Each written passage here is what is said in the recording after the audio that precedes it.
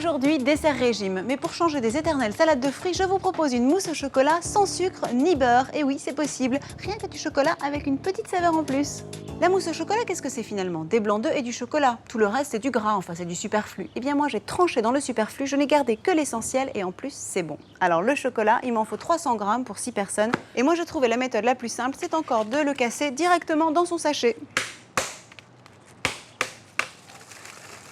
Quand il s'agit de manier le chocolat, ça me connaît.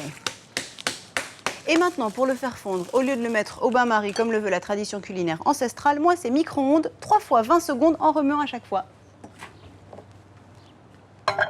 Et pendant ce temps-là, ça c'est le petit truc en plus pour la mousse, c'est que je rajoute un parfum très subtil et très particulier, c'est celui des fruits de la passion.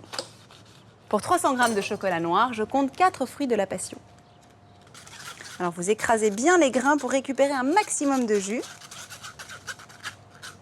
Qu'est-ce qu'il nous reste? Eh bien maintenant, juste à monter les blancs d'œufs. Alors là, j'ai compté 6 blancs d'œufs.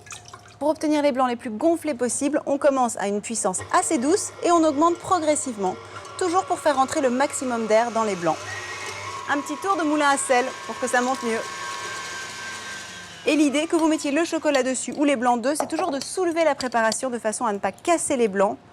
Voilà, hop, délicatement. Et enfin, le jus des fruits de la passion.